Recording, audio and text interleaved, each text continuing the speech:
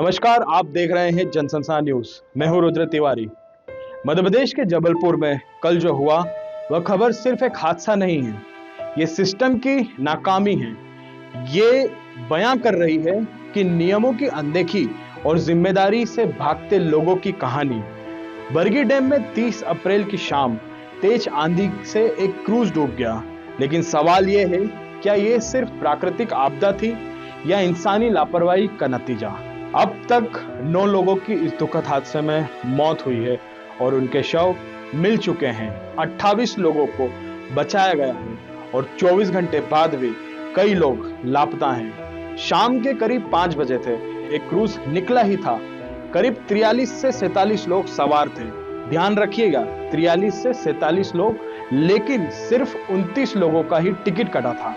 यानी शुरुआत से ही नियमों की खुली धज्जियां उड़ाई गई थी। इस क्रूज में लोग हंस रहे थे, गा रहे थे, लेकिन कुछ ही देर में मौसम बदला, तेज आंधी आई, हवा की रफ्तार 70 किलोमीटर प्रति घंटे तक पहुंच गई और क्रूज कुछ ही सेकंड में पलट गया। अब हम आपको जरा उन नियमों के बारे में बताते हैं जो क्रूज पर जब भी हम जाते हैं तो काफी मायने रखते हैं। नियम क्या कहते हैं? हर यात्री के लिए लाइफ जैकेट अनिवार्य होती है।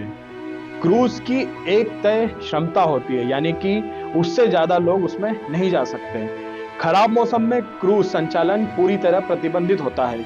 चालक और स्टाफ का प्रशिक्षित होना अनिवार्य है, यानी कि प्रॉपर ट्रेनिंग होनी चाहिए।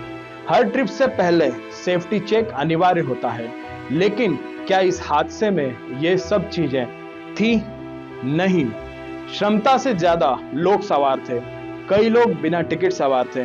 किसी ने लाइफ जैकेट पहनी, पर उसके बाद भी ये लोग कैसे डूबे, ये एक बड़ा सवाल है। यानी कि जैकेट की जो लाइफ जैकेट है उसकी क्वालिटी के ऊपर एक बड़ा सवाल उठता है। सेफ्टी सिस्टम पूरी तरह फेल नजर आया। ये जो लोग वहां घूमने गए थे, इनको नहीं पता कि इन्हें ये सब चीजें करनी होती हैं। सवाल उन लोगों से है जो इन सभी लोगों को अपनी क्रूज में ले जा रहा था। क्या ये नियम सिर्फ बनाने ही जानते हैं या उन्हें फॉलो भी कराना जानते हैं? हमारा सवाल सीधा है, जब इतने नियम हैं तो उनका पालन क्यों नहीं हुआ? क्या जिम्मेदार सिर्फ मौसम है या फिर वो लोग जो नियम बनाते हैं लेकिन लागू नहीं कराते हैं?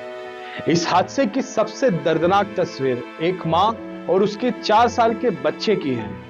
माँ ने अपने बच्चे को लाइफ जैकेट से समेट लिया था, सीने से कसकर पकड़ लिया, आखिरी सांस तक उसे नहीं छोड़ा, लेकिन सिस्टम ने दोनों को छोड़ दिया। एक ही परिवार के 15 लोग घूमने निकलते हैं। कुछ बच गए, लेकिन कुछ अब भी लापता हैं। हर निकलती लाश किसी का सब कुछ खत्म कर रही है। और अब सबसे बड़ा सवाल, आखिर जिम्मेदार कौन? क्रूज ऑपरेटर, प्रशासन, टूरिज्म विभाग या फिर पूरा सिस्टम? जब क्षमता से ज्यादा लोग चढ़ रहे थे तब रोकने वाला कौन था? बिना लाइफ जैकेट के लोग सवार हो रहे थे, तब निगरानी कहां रखी गई थी? मौसम चेतावनी के बावजूद क्रूज क्यों चलाया गया? ये हादसा नहीं, ये लापरवाही की चेन है जिसमें हर कड़ी जिम्मेदार है। आज बरगी डैम के किनारे सन्नाटा है, लेकिन उस सन्नाटे से सिस्टम के खिलाफ एक चीख छुपी है।